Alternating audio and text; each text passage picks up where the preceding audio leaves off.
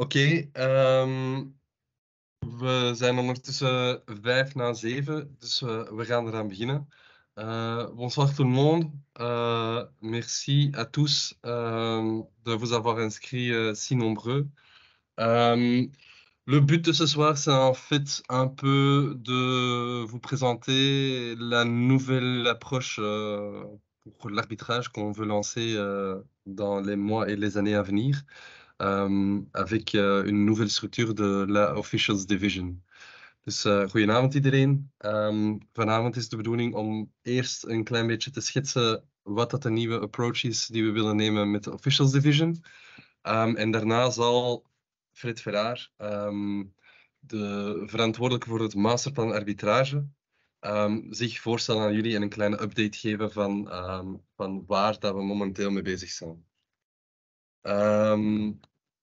Donc, pour ceux qui ne me connaissent pas, je m'appelle Sébastien Mikkelsen. Ça fait 7 ans que je travaille à la fédération, mais surtout dans la Ligue flamande, où je m'occupe de tout le projet Club Empire. À côté de cela, je suis arbitre national et international.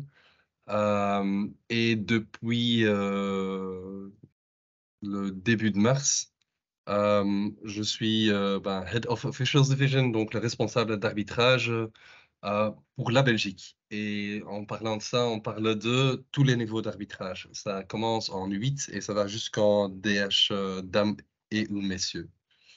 Dus goedenavond iedereen. Voor zij die mij niet kennen, ik ben Sébastien Michielsen. Ik ben ondertussen al 7 jaar werkzaam bij de federatie, begonnen bij de Vlaamse Hockeyliga en sinds maart ben ik Head of the Officials Division van de KBAB.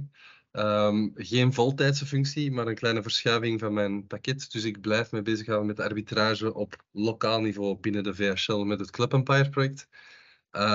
En daarnaast zal ik mij dus bezighouden met de coördinatie van alle projecten in het arbitrage op alle niveaus, van U8 tot Eredivisie, dames of heren.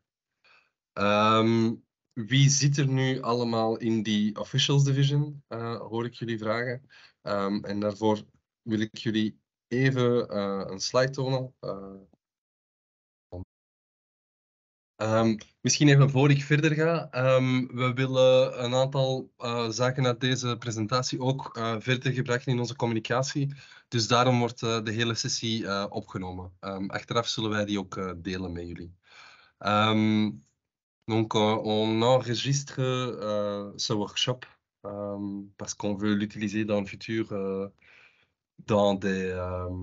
dans des promotions autour de l'arbitrage pour expliquer plus comment on fonctionne et qu'est-ce qu'on veut atteindre avec le masterplan arbitrage.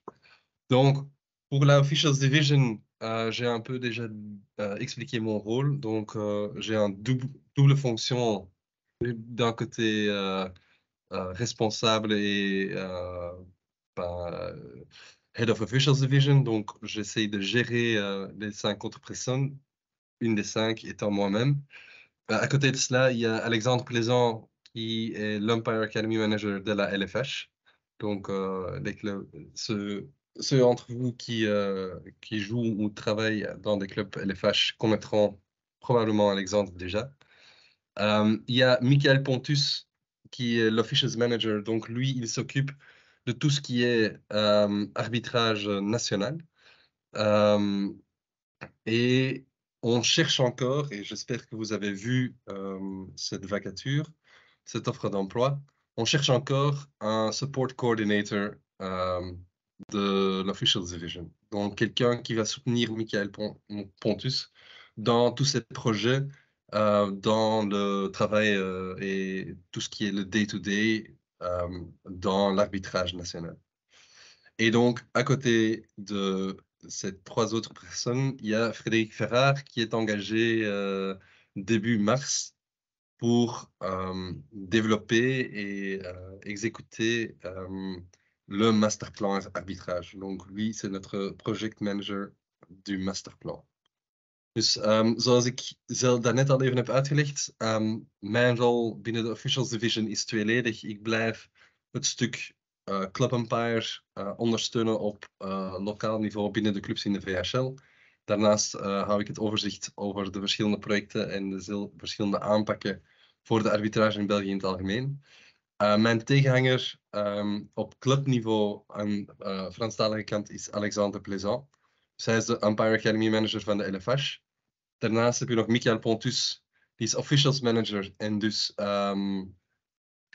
verantwoordelijk voor alles wat met de nationale scheidsrechters te maken heeft. En ik hoop dat jullie de vacature hebben gezien. Wij zijn nog op zoek naar iemand die Michael mee kan ondersteunen in zijn werk. Dus we zijn nog op zoek naar een support coordinator voor de Officials Division. Dus als jullie mensen in gedachten hebben, aarzel niet, moedig hen zeker aan om een cv op te sturen. En dan daarnaast Frederik Verraar, de man of the hour. Frederik is in maart beginnen werken voor ons als projectmanager van het Masterplan Arbitrage. Masterplan waar dat we al veel tijd en energie in hebben gestoken en dat Frederik nu gaat uitrollen in samenwerking met de hele Officials Division en uiteraard ook met jullie hulp. Dus dan laat ik met veel plezier het woord nu aan Frederik. En die kan zich dan voorstellen en de rest van de meeting op zich nemen. Bedankt allemaal en prettige meeting. Oké, dag allemaal. Misschien gewoon even praktisch. U heeft Sébastien gehoord. De uitnodiging die werd gestuurd naar alle scheidsrechters van België. Dus zowel de Nederlandstaligen als de Franstaligen. Dus we wisselen af tussen Frans en Nederlands. We gaan niet alles vertalen. Dus als u vragen heeft, aarzel niet. Ik denk dat jullie microfoons zijn uitgeschakeld. Dus het beste is misschien om gewoon aan het einde van de call via de chat de vraag te stellen. Ja, dus laten we beginnen. Misschien gewoon met de eerste vraag. Waarom deze meet and greet? Ik denk dat de eerste bedoeling was om mij gewoon voor te stellen. Omdat sommigen van jullie kennen me. Ik heb er al een paar gehad aan de telefoon of via mail. Of ik heb er al een paar onder jullie ontmoet rond de velden. En ik zie dat er ook een paar zijn die aanwezig zijn die mij al langer kennen. Maar in feite, de meesten onder jullie hebben mij nog nooit gezien. Dus dat is eerst mij voor te stellen met een gezicht, zodat jullie mij kunnen zien. Natuurlijk zullen wij zeker de gelegenheid hebben om elkaar te ontmoeten. Rond de velden. Ik ben trouwens van plan volgend jaar om meer aanwezig te zijn tijdens de weekend in de clubs en ook op belangrijke evenementen van het kampioenschap. Dus misschien eerst gewoon kort over mezelf. En français. Donc voilà, je suis belge, j'ai 48 ans, je suis marié, j'ai 3 enfants. Et je vis depuis environ 9 ans au Luxembourg. Comme ça, vous avez déjà la case du CV de haut que vous connaissez. Concernant mon parcours dans le milieu du hockey, je suis quasi né dedans. Je baigne dans le hockey depuis que j'ai 6 ans. J'ai commencé au Green Devils. J'ai fait quasi toute ma carrière de joueur au Green pendant presque 40 ans. Voilà, ma grand-mère jouait au hockey, mon père, mes frères, ses enfants, ma femme, mes enfants. Donc voilà, un bel exemple de sport qui se transmet de génération en génération. Et au Green, j'ai quasi un peu tout fait, voilà, surtout joueur, mais aussi entraîneur, coach, dans le comité pour l'organisation du tournoi, responsable communication, et j'ai arbitré aussi. Donc, je n'ai pas de tenue officielle d'arbitre parce que je ne suis pas arbitre officiel, malheureusement. Je pense que ça devrait changer. Je vais m'y mettre l'année prochaine pour devenir club umpire. Je crois que ça ferait bien face à une communauté d'arbitres. Mais voilà, j'ai quand même arbitré à peu près toute ma vie dans toutes les catégories, jeunes, adultes, hommes, dames. Cette année, j'ai régulièrement arbitré en National 3, mon équipe du Luxembourg. Donc, je connais le monde de l'arbitrage. Alors, aujourd'hui, je suis depuis 4 ans membre du Luxembourg, puisqu'on y vit. J'en suis le président depuis 2 ans. mais du fait de mon nouvel emploi à la fédération, forcément, ce mandat s'arrête, il va s'arrêter dans 3 semaines. Donc voilà, comme ça, vous avez déjà une petite idée de qui je suis, je pense, j'espère. Si vous voulez en savoir plus, on aura l'occasion d'en parler ensemble. Alors, peut-être, voilà, nu is er een nieuwe bladzijde omgeslagen, dus nu ben ik aan het slag bij de federatie. En ik combineer een beetje passie en professionele leven. Maar niet echt een passie, want mijn passie is echt voor het hockeyspel. En de arbitragewereld is een complexe wereld, zoals jullie weten. Maar waar veel te doen is, en dat is mijn passie natuurlijk. En dat is ook daarom dat ik deze job heb aanvaard bij de federatie. Nu, wat is zoals Seb een beetje uitgelegd heeft, mijn rol bij de federatie is het... ik wil het nog even zeggen, want ik heb het daarover nog gehad met een paar personen die de federatie niet kennen. Dus ik hou mij niet echt bezig met de aanduidingen, het operationele, met de opleidingen en zo. Dus ik ben echt een projectmanager, dus ik hou me bezig met het ontwikkelen van projecten rond arbitrage, het beheren van projecten rond arbitrage en dan meer concreet het implementeren van het masterplan. Alors, misschien kort over het masterplan, voor zij die het niet weten. Hoe is het ontstaan? Dus met de snelle groei van het aantal leden en clubs de laatste 10 jaren zijn er nieuwe problemen gerezen rond de arbitrage. En heeft de federatie de problemen aangepakt door 5 werkgroepen aan te stellen rond 5 verschillende thema's om met nieuwe ideeën te komen. Om al deze problematieken op te lossen. En deze 5 werkgroepen hebben gewerkt, ik denk gedurende 1 jaar, rond thema's zoals communicatie, teamspirit, klimaat enzovoort. En hierdoor is dan het masterplan, denk ik, ontstaan eind verleden jaar, als ik me niet vergis. En hier ben ik nu. Dus nu moet het uitgevoerd worden. En dat zal geen gemakkelijke zaak zijn, maar het is wel een mooie challenge. En ik denk dat de federatie dat niet alleen kan doen. Ik denk dat wij zeker de hulp nodig hebben van jullie, van de clubs. Want er zijn altijd veel meer ideeën in 2 koppen dan in 1 kop. Dus ik denk vooral het probleem van het klimaat. Bijvoorbeeld, ik dacht aan het klimaat, dat is un moeilijke. Le climat est un sujet sensible. Tout ce qui se passe autour des terrains, surtout depuis la période Covid, s'est détérioré. Et je pense que là, les gens ont plein d'idées et ont envie de faire bouger les choses, moi y compris. C'est ce qui touche le plus les gens.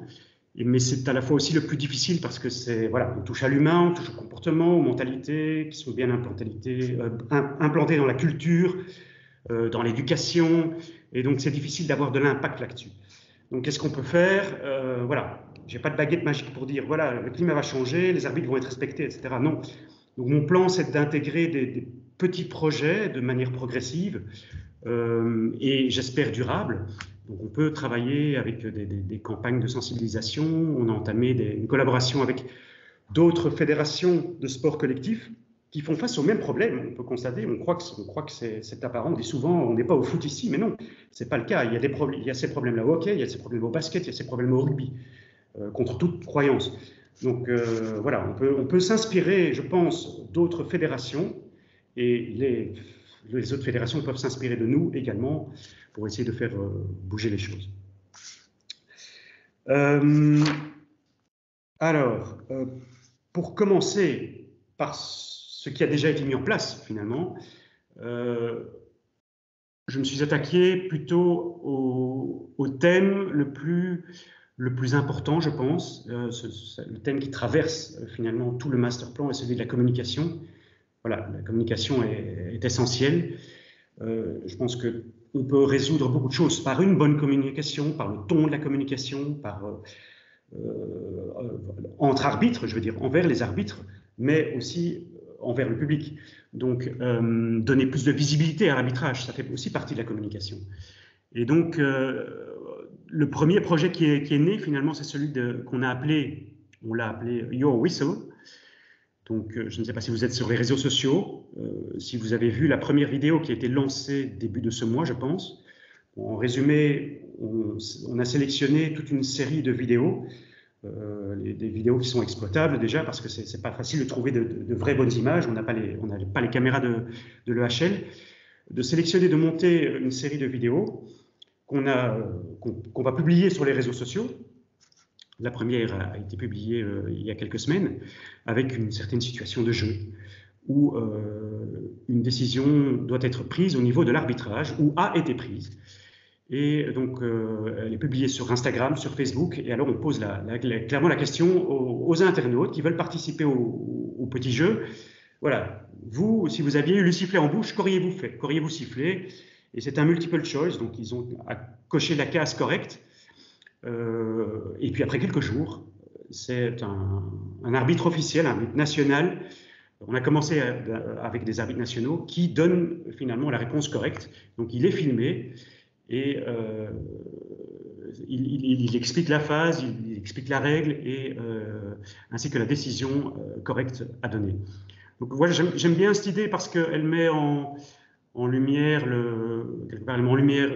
une règle du jeu. Donc on ne parle pas d'une règle d'une balle sur un pied. Tout le monde sait qu'un kick, mais voilà, il y a des règles qui sont plus difficiles, où tout le monde n'est pas d'accord. Je pense aan de hoge ballen bijvoorbeeld, aerial.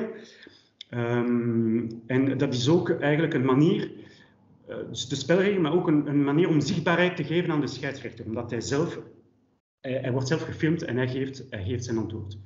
Dus, en dat gaan we, de bedoeling is dat er gaan nog 1 video, denk ik, volgende week gepubliceerd worden.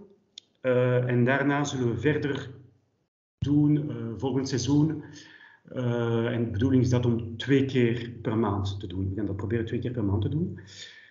Eerst met nationale scheidsrechters, maar als er jonge scheidsrechters graag willen gefilmd worden en willen meedoen, dan met plezier. Omdat het de bedoeling, zoals ik zei, is echt zichtbaarheid te geven aan alles rond de arbitrage. Dus dat is een eerste project. Een tweede project gaat binnenkort starten. Dat is wat wij genoemd hebben de tournee arbitrale. Normaal gezien hebben jullie allemaal vandaag de uitnodiging gekregen. Mocht dat niet zo zijn, aarzel mij niet te contacteren. En wat is de tournee arbitrale? Dat is een ontmoeting eigenlijk. Een ontmoeting tussen de federatie en jullie.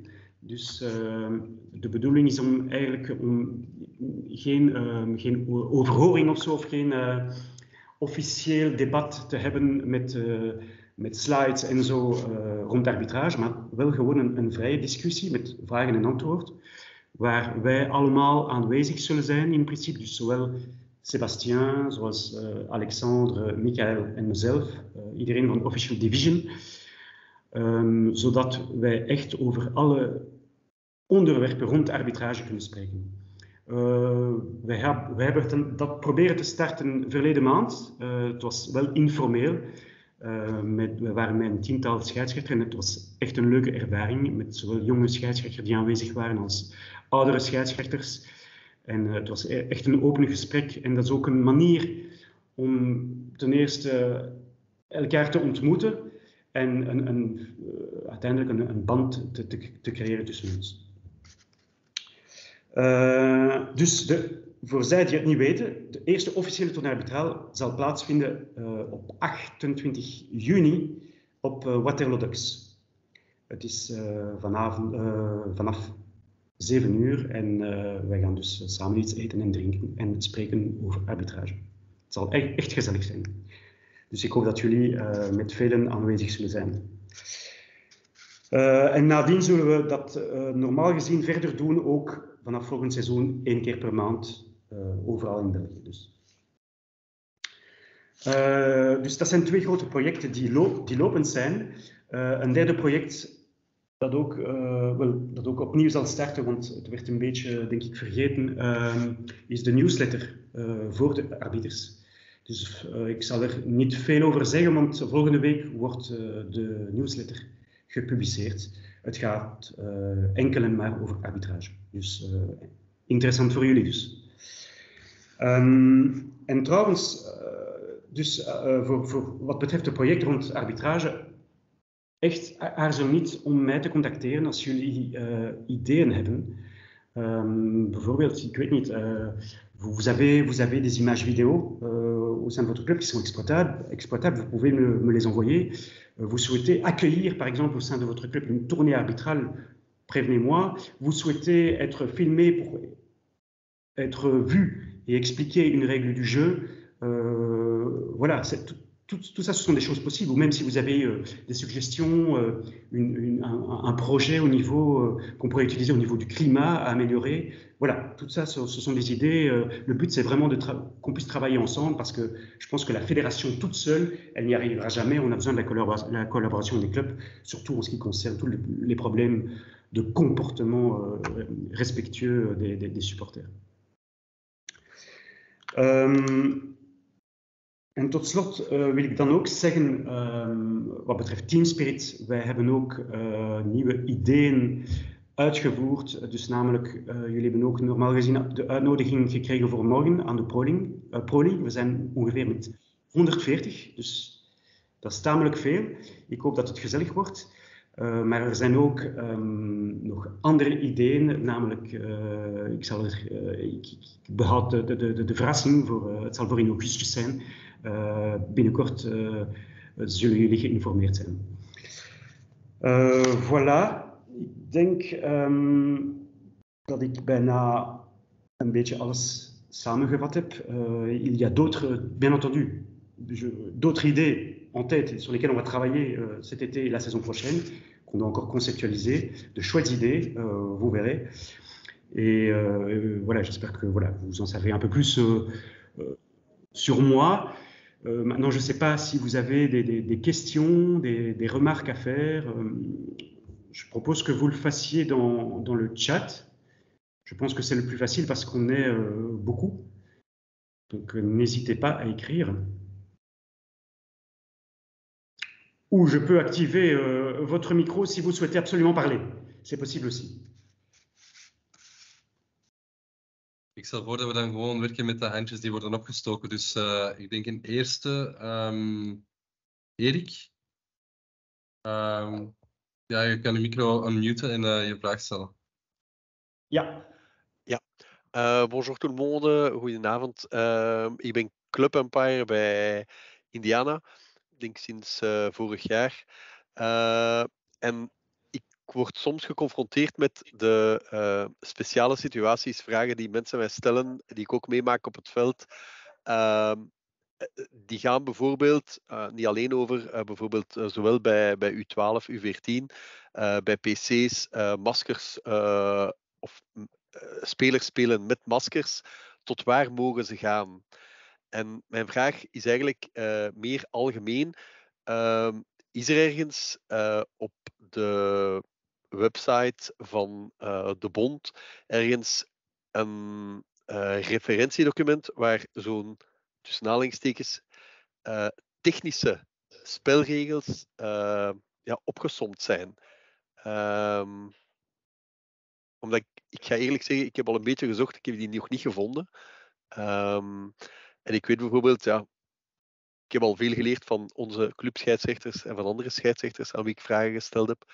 Maar ik vind dat soms wel interessant om dan duidelijk te lezen wat de regel juist is. Ja, dat is misschien iets meer technisch voor Seb, misschien, ik weet niet. Ja, hey Erik. We hebben een aantal documenten.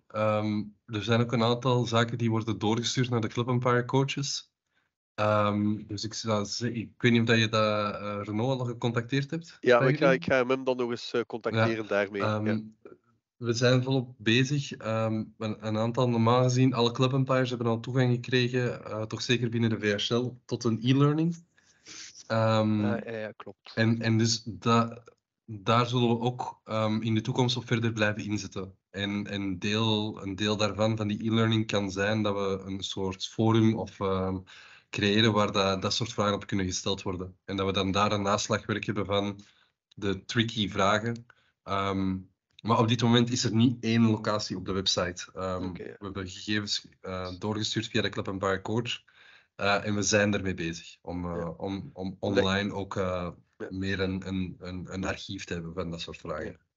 Ik herinner mij, ik denk vorig jaar of vorig seizoen, dat er door VHL, door jou, 4, 5 sessies gehouden werden, videosessies, waar dat vragen gesteld konden worden. En ik vond dat wel heel interessant, omdat ik daar heel veel geleerd heb.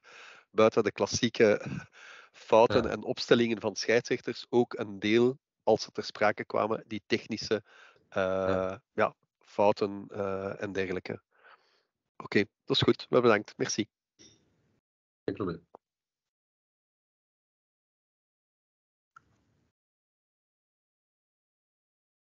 Zijn er andere vragen?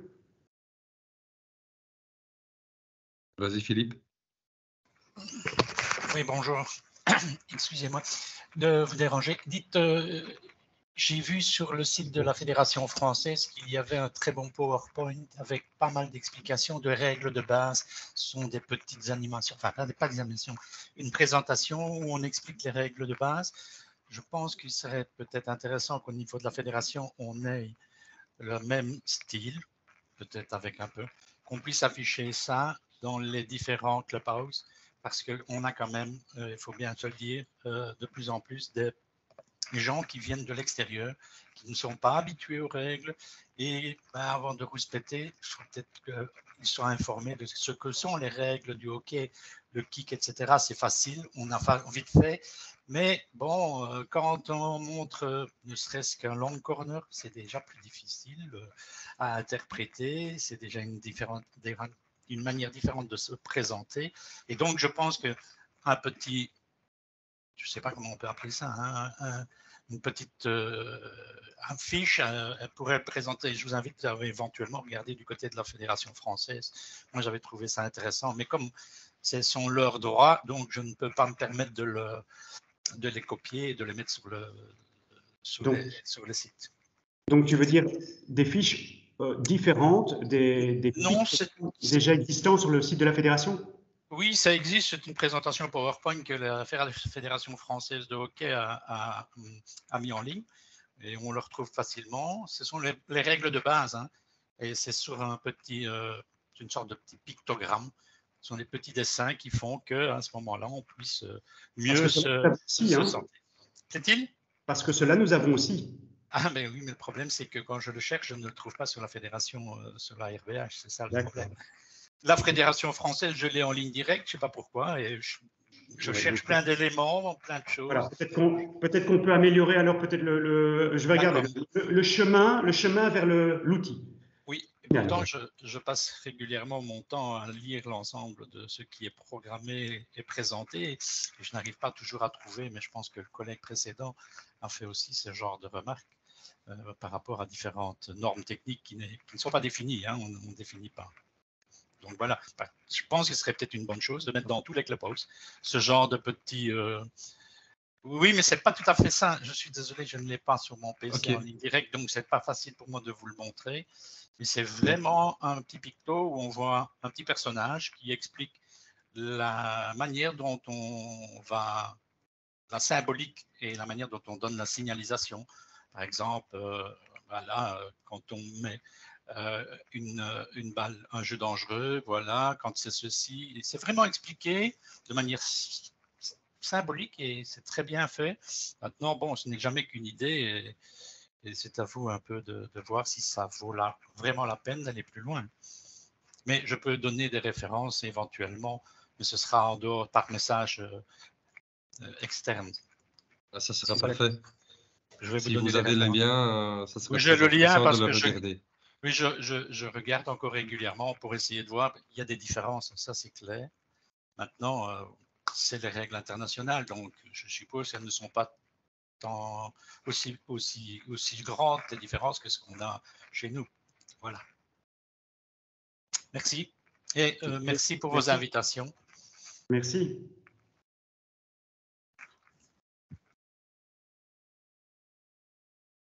Hervé?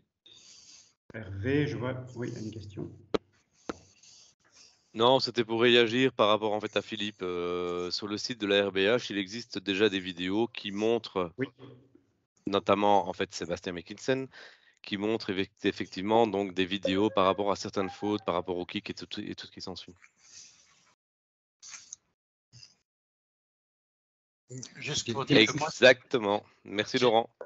juste pour dire que moi, c'est un petit flyer que vous collez dans les buvettes, hein, où on explique ça. Mais bon, je vous l'enverrai, ce sera peut-être plus facile pour vous de savoir si il est intéressant ou pas de suivre cette idée. Certainement. Merci Philippe. Je passe la parole à Yves. Il y a le micro. Le micro encore Yves.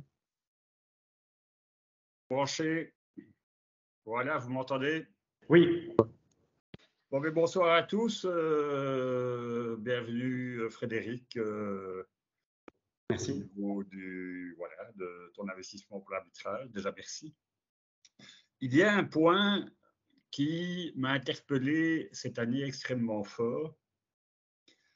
Ce n'est pas tellement l'arbitrage au niveau, je dirais, de la manière dont les matchs sont sifflés. C'est pas tellement en dehors du terrain, les problèmes et tout. Mais je me suis rendu compte ces derniers temps, surtout au mois de mai, la méconnaissance des joueurs au niveau des règles.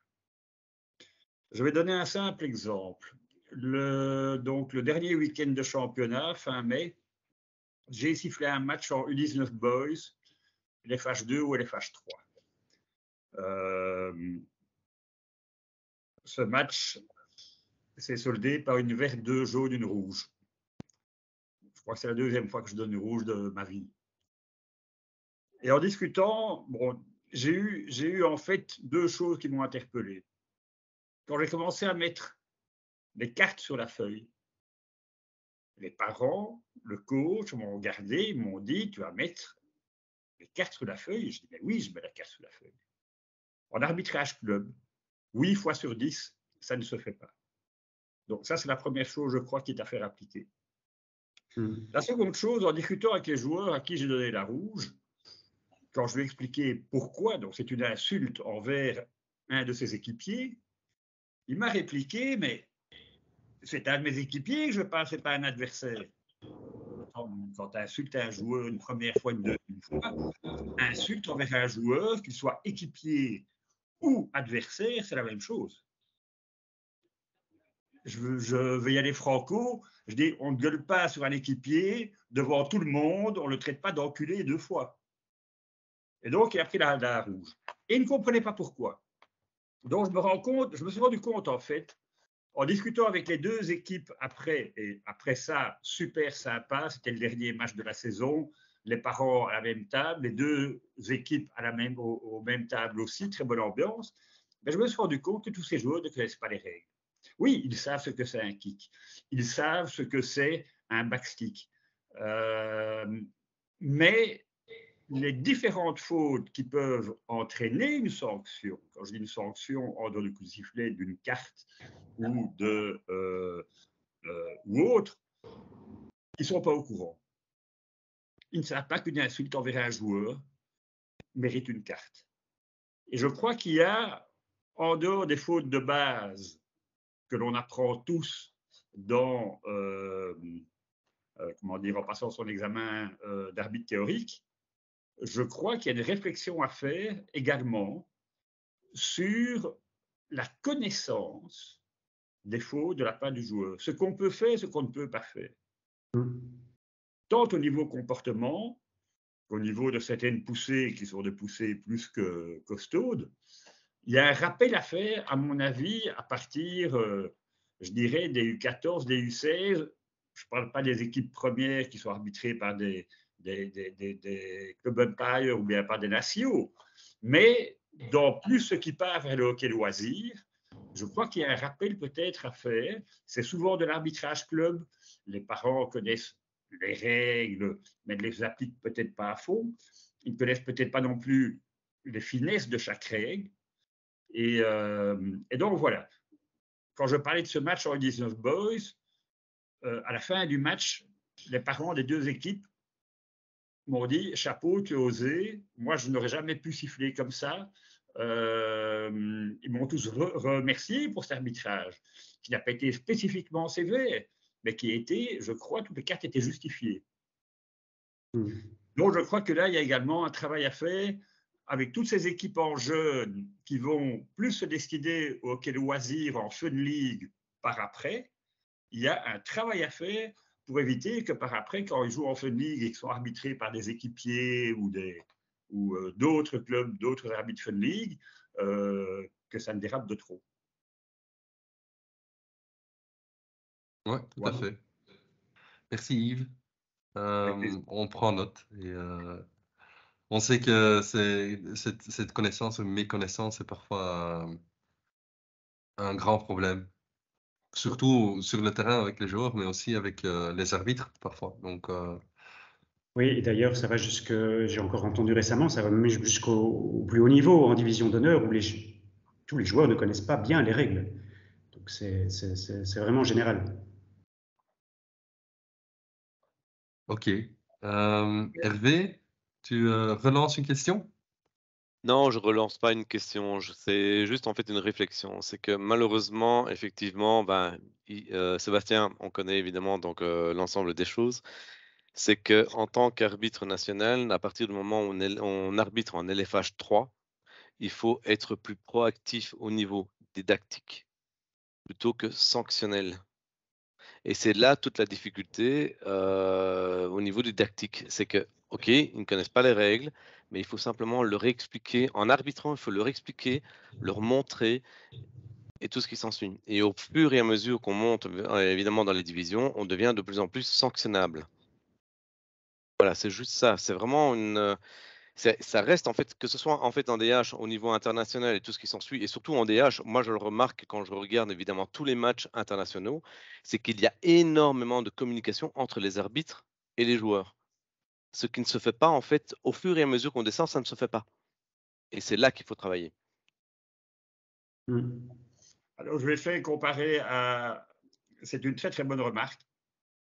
Je vais quand même donner le contexte de ce match. Je vais donner une verte, deux jaunes, une rouge. C'est une équipe avec qui on a eu pendant toute la saison des problèmes parce qu'il y avait un joueur là-dedans qui est très bon techniquement, mais qui n'est pas toujours fiable. C'est une équipe avec qui on a eu pas mal de problèmes. Et c'est vrai que lors de ce dernier match, il voulait que je siffle. J'ai sifflé, mais il savait que j'allais siffler d'une manière relativement sévère, que je n'allais pas laisser passer. Je ne voulais pas que le match dérape. Donc ça, c'est le contexte. Ok, ça va. Oui, mais justement, par rapport en fait à la dérive, je ne vais pas faire l'apologie, mais j'ai arbitré des matchs où malheureusement on en est arrivé en fait évidemment à donner en fait 10 à 11 ou 12 cartes sur l'ensemble du match. C'est qu'à un certain moment, pendant le match, à un certain moment, il faut prendre une décision pour éviter les dérives, évidemment, au niveau de la distribution des cartes. Et c'est là qu'il faut prendre connaissance par rapport et conscience par rapport à ça. Ok. Je vois que Caroline, jij hebt nog een vraag? Ja, hallo, goedenavond. Jullie horen mij? Ja, goedenavond, Caroline. Oké. Hallo, voor de mensen die mij niet kennen, dat zou kunnen. Ik ben geen scheidsrechter meer, maar matchofficial in de eredivisie. Ik ben ook de persoon die zich bezighoudt met het opleiden en het opvolgen van de bestaande matchofficials. En ik heb het genoegen gehad om vorig jaar deel te nemen aan de Taskforce Klimaat. Ik heb Frederik en Sébastien horen praten over het masterplan arbitrage. Ik heb jullie horen praten over de 2 eerste taskforces, communicatie en team spirit. Hoe zit het met de andere taskforces? Maar zeg maar vet. Ja, dat is stap voor stap, zou ik zeggen. Want je spreekt misschien over de taskforce verloning bijvoorbeeld. Ik weet dat was deze thema's was op hold gezet, omwille van de beslissing van een beslissing van de Raad van State die we afwachten, denk ik. Seb, als ik correct ben. Ja, ik pak even over. Caroline, we moeten een beetje prioriteiten zetten. We zijn dat zeker niet vergeten, maar wat dat Fred zei, klimaat is waarschijnlijk van alles waar dat we mee bezig zijn, de allermoeilijkste. Omdat we spreken over een gegeven in de samenleving. We willen met onder andere die communicatie en die scheidsrechter meer zichtbaar maken. Willen we ook de vanzelfsprekendheid van de scheidsrechter aankaarten. En hopelijk zo ook al een aantal mensen bewust maken van het feit dat scheidsrechters ook maar mensen zijn die beslissingen moeten maken. Dat zij misschien kijken naar die acties. En erbij stilstaan dat het niet vanzelfsprekend is. Maar we gaan daar sowieso ook nog verder stappen in zetten. We hebben nu gewoon, we konden niet op alle taskforces meteen zaken concreet beginnen aanpakken. We hebben op dit moment gewerkt aan een aantal zaken die heel visueel zijn, waar we proberen een duidelijke awareness te krijgen over de scheidsrechters en het feit dat ze er zijn en wat er allemaal gaande is. Maar we zijn ons er zeer goed van bewust dat er nog een hoop werk op de plank ligt. Dus op dit moment nog niet concreet. Als ik bijvoorbeeld ga naar een van de punten die was aangehaald om zo een register te hebben met de verantwoordelijkheden van eenieder rond het veld. Dat staat op de to-do-lijst, maar het staat nog wel op de to-do-lijst en daar zijn we nog niet concreet mee begonnen. Maar het staat nog altijd op de radar. Oké, dus eigenlijk mijn vraag is vooral om te kijken, hebben jullie al een zicht op een tijdslijn? Weet jullie al ongeveer wanneer jullie dat van plan zijn? Gewoon om de mensen die in die taskforce zaten, in de verschillende, niet het idee te geven dat wat ze daar hebben bijgedragen in de vergeetput is terechtgekomen. Vooral omdat ik nu ook hoor, door de reacties en door het verhaal van Yves, dat zeker het klimaat een heel actueel probleem is. En dat dit mijn persoonlijke overtuiging is dat als we dat op de lange baan gaan schuiven, dat het alleen maar erger gaat worden. Dus nee, voilà, dat is mijn persoonlijk idee. Ik begrijp heel goed dat het niet mogelijk is om alles tegelijkertijd te doen.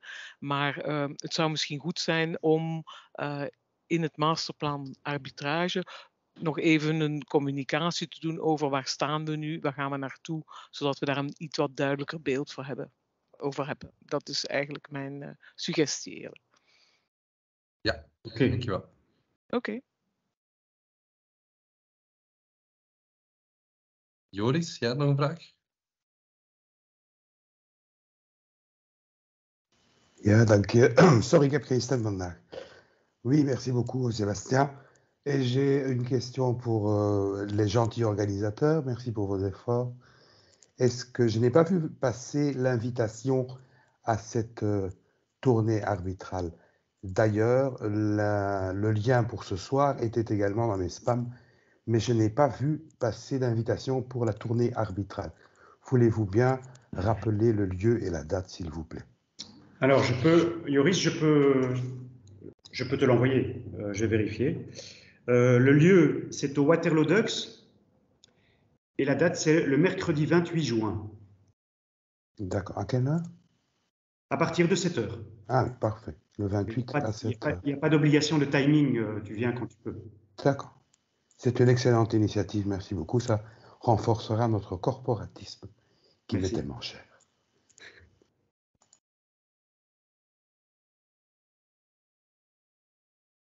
Voilà, dan Bart. Goedenavond allemaal. Inderdaad, ik ben Bart van Immen, ik ben official van Antwerpen. En ik wil jullie danken voor dit initiatief. Mag ik jullie aandacht vragen voor een aspect wat denk veel arbiters toch treft. Wij stellen ons heel beschikbaar op, maar wij hebben ook nog een privéleven. Wij hebben professionele verplichtingen. En in het weekend zijn wij beschikbaar op een hele dag als nationaal arbiter. Als we dan aangewezen worden als reserve, dan is dat in feite een disutility die voor mij persoonlijk, maar ik denk voor velen van ons, toch wel zwaar weegt. Want wij moeten ons beschikbaar houden zoals dat in ons contract staat. En ik merk, dat heeft mij gefrustreerd in de eerste helft van dit seizoen, dat ik toch wel heel vaak reserve ben geweest en dat ik dan... Daar is geen zicht op en voor mij moet dat ook niet. Het zou kunnen, maar ik vraag jullie aandacht voor de positie van de reserve en ik vraag me af of we wel zoveel reserves moeten aanhouden zoals het tot nu toe is gebeurd. Want dat is uiteindelijk, als er niks gebeurt, is het een verloren dag waarbij dat je niet ter beschikking kunt stellen, ook niet voor je club in feite zelf. Of je doet dat dan toch, maar dat is dan met een dubbele rol. Graag jullie reflectie daarover. Ja, Bart, het probleem is dat we in het huidige systeem van de bonus-malus, maar daar gaan we aanpassingen aan doen naar volgend jaar toe, dat de bonus-malus werd berekend op aanduidingen. En reserve werd gezien als een aanduiding.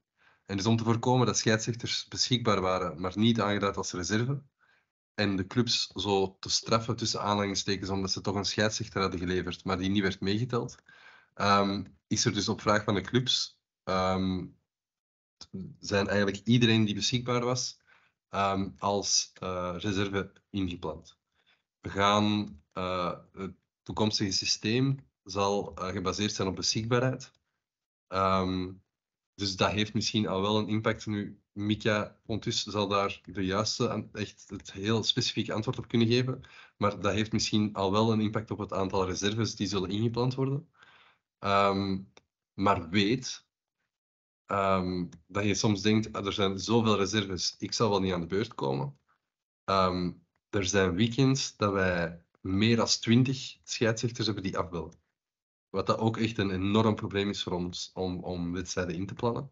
Dus er is wel degelijk een zekere hoeveelheid van reserve-scheidsrechters nodig. Jammer genoeg.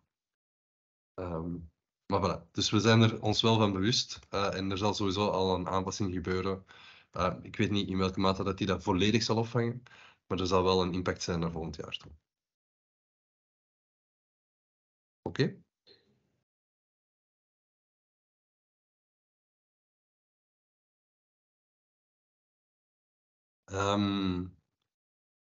Dan zie ik dat we ondertussen toch al bijna een uur bezig zijn. Zijn er nog mensen die vragen hebben?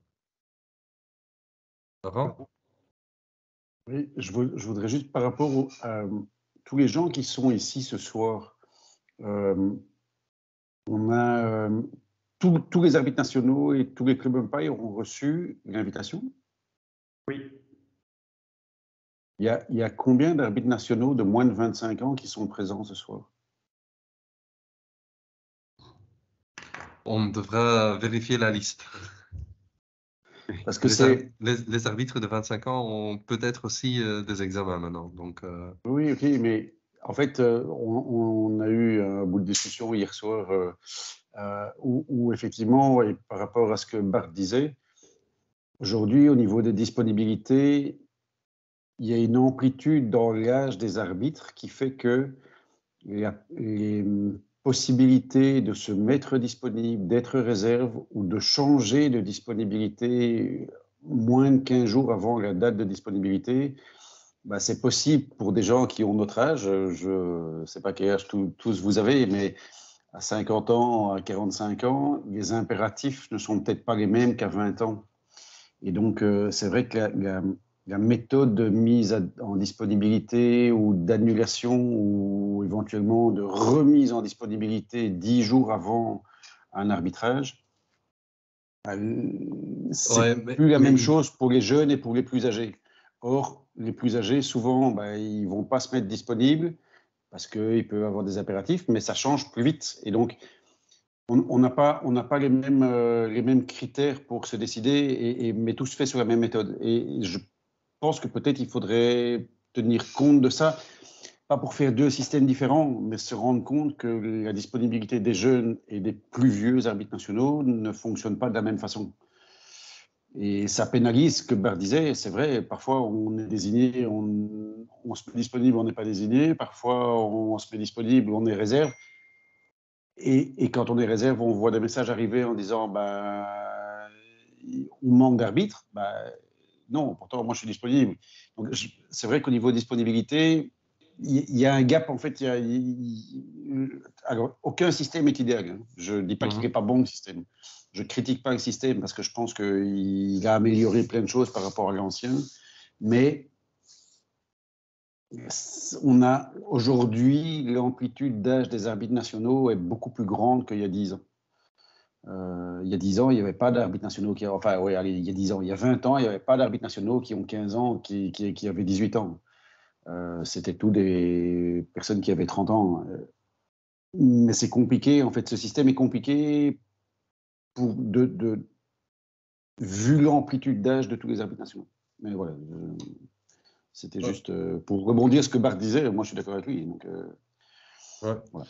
Non, Sébastien? juste... attends. C'est un bon réflexe. Il y a certainement des différences de style de vie entre les nouveaux arbitres très jeunes et ceux qui sont un peu plus âgés. Par contre, se mettre disponible comme ça 10 jours à l'avance, quand tu vois le puzzle que c'est de faire toutes les désignations et c'est très difficile de faire ça autrement, je crois. Mais voilà, c'est un bon réflexe, c'est peut-être un truc à réfléchir. Mais voilà. C'est pour ça que je dis, je critique pas. Parce que je sais que le système a amélioré beaucoup de choses, mais c'est vrai qu'on n'a pas, comme tu dis, les mêmes impératifs quand on a 50 ans et quand on en a 14. Or, aujourd'hui, la Fédé a besoin de tous les arbitres. Ouais. Non, et ça fait et le fait notamment de... Oui, bien sûr, mais le fait notamment de devoir se mettre disponible pour toute une journée, c'est compliqué parce que je vais te donner, c'est mon cas personnel. Moi, je vais voir ma fille qui joue à midi, le dimanche, mais je pourrais être disponible à 5 heures pour arbitrer l'Open League. Mais je ne me mets pas disponible parce que j'ai envie d'aller avoir joué. Mais à 1h30 à la finie, je peux aller partout en Belgique à 1h30. Mais je ne me mets pas disponible parce que je ne peux pas faire les deux. Ouais. Tu vois ce que je veux dire? Idem pour les jeunes, en fait, parce qu'ils jouent au matin et ils peuvent en fait arbitrer l'après-midi et vice-versa. Oui, mais il y a aussi, alors on va rebondir sur le fait avec la LFH et avec les mentors notamment, et là Alex peut appuyer. Quand effectivement on a des mentors qui sont arbitres nationaux et qui doivent choisir entre se mettre disponible le samedi après-midi pour aller arbitrer en U16, en U19 ou en U14, ou aller faire du mentoring, et donc valider des club umpires dans les clubs, ils ne peuvent pas faire les deux. Donc, certains disent, oui, mais moi, je préfère être disponible à la Fédé, mais donc, je n'accepte pas des missions de mentoring. C'est juste une réflexion, hein, Sébastien, en disant, il y a plein de choses qui, je crois, entrent en ligne de compte dans la disponibilité d'arbitres qui n'est pas pris en compte par le système aujourd'hui de phénomènes extérieurs et qu'il faudrait peut-être essayer d'inclure dans le système de disponibilité et de désignation. Ok, ça va. Sans critiquer celui qui existe, parce qu'encore une fois, je te dis, je trouve qu'il a amélioré les choses par rapport à ce qu'il y avait avant. Il pourrait, mais voilà, juste une réflexion. Ok, merci. Nog vragen van iemand? Autre question?